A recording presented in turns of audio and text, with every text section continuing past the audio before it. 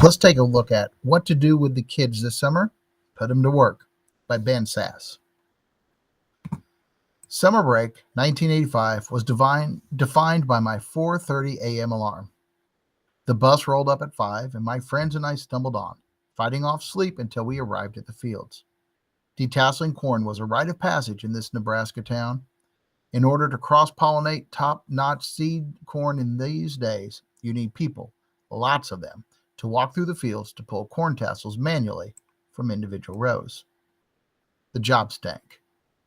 It was wet and chilly in the field that early. Giant sprinklers called center pivots often got stuck and flooded acres with ankle-deep cold water. We'd start out wearing sweatshirts underneath trash bag ponchos, but by 10, as temperatures approached triple digits, we'd shed layers. For the rest of the day, our bare skin would brush against sharp corn leaves until it was marked with innumerable paper cuts. We would get home covered in nasty rashes, caked in mud, and bone tired. I'd go to bed in late afternoon and sleep straight through till the alarm sounded again, for weeks on end. That was our summer vacation. What do kids do today? It's not an idle question. Nearly a quarter century on, when I became the president of Midland University back in this same Nebraska town, one of the first things I noticed was how few of our students had done any hard physical work before college. Detasseling corn, like a lot of agricultural work, is now done by machine. And parents, on the whole, had fewer household labor needs and could afford to spare their children a little less, could afford to spare their kids the less pleasant experiences of their own childhoods, while providing them with things they wish they'd had, as well as opportunities to cultivate new skills. The time our students didn't spend in school was mostly spent consuming products, media, and entertainment, especially entertainment. Another thing I noticed was the unnerving passivity. When I saw students doing their campus jobs, they seemed to have a tough time. Over and over, faculty members and administrators noted how their students' limited experience with hard work made them oddly fuzzy-headed when facing real-world problems rather than classroom tests. I was worried. How would these kids survive once they left home for good? And how would an America built on self-discipline and deferred gratification survive? Adolescence is a great thing, but we've made it too long. It's supposed to be a protected space in which kids who become biologically adult are not obligated to immediately become emotionally, morally, or financially adult. Done right, adolescence is a greenhouse phase, but adolescence should not be an escape from adulthood. It should be when we learn how to become adults.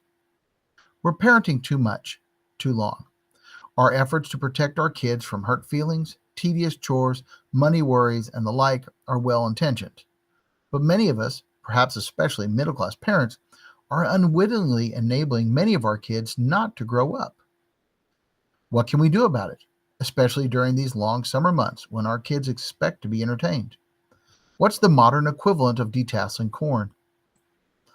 My wife and I, together with our neighbors, try to create experiences for our kids that build character.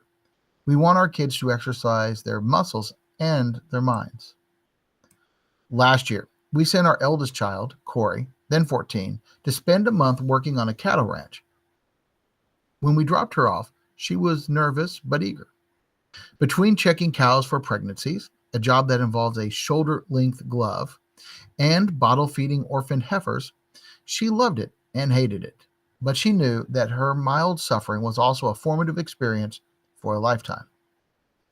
Not everyone lives in a big cattle state, and younger kids require more parental supervision.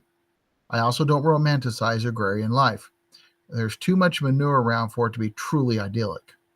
But meaningful work for kids is less about any particular task than the habits the hours teach. The effort involved and the struggles, once overcome, become the scar tissue of future character. Look around your neighborhood and see in what ways your kids could serve their community. Even in this digital age, lawns need to be mowed and lemonade stands can break even. Older folks will benefit from the help, and your kids will gain from the perspective of people who've been on the planet longer than they have. Younger kids can work alongside mom and dad too. Just know that everything will take twice as long. The point isn't how perfect your neighbor's lawn looks. The point is that your kids can learn to work toward making a contribution to their community. We should also encourage our kids to travel.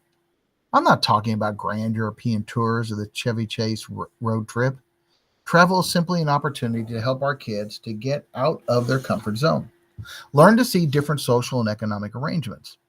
I remember my wife, then my college girlfriend, tugging me along to volunteer on a reentry preparation program for Boston inmates. Start close to home and visit a different neighborhood. You don't have eyes to see your own community until you visited another. Travel need not be about changing locations, but reaching across generations to break out of the artificial age segregation of our era. Getting out of one's own bubble can be dramatic. Few experiences help our kids discover the distinction between the needs and wants, like the great outdoors. It does not have to be a hike through the Yukon, but just living out of a backpack for a long weekend where they take an active role in planning meals, buying food, picking a site, and setting up the tent. The key thing is not to have been passive consumers on someone else's trip. They'll have been the planners, the decision makers, and the risk calculators, while you're still there to make sure nothing goes too far off the rails. We also want our kids to travel into literature. So we work with our children to build reading lists of books that they will wrestle with and be shaped by for the rest of their lives. Becoming a reader grows our horizons, our appetite for the good, the true and the beautiful, and our empathy. Not everything will work for every family. The challenge of adolescence is not going to be solved in a single summer. The health of our republic depends on shared principles like the First Amendment, but it is also built on the Teddy Roosevelt like vigor of its citizens and local self reliance. This should be a gift of these long summer days to our children. My grandfather had a saying from the farm that every hour of sleep before midnight is worth 2 hours of sleep after midnight. I don't know about the science of that, but I know what he meant, that you should get up and out to work early enough that you're tired enough to feel the value of being able to get to bed early again. I learned that lesson in 1985. If my kids get nothing else from this summer, I hope they learn it too.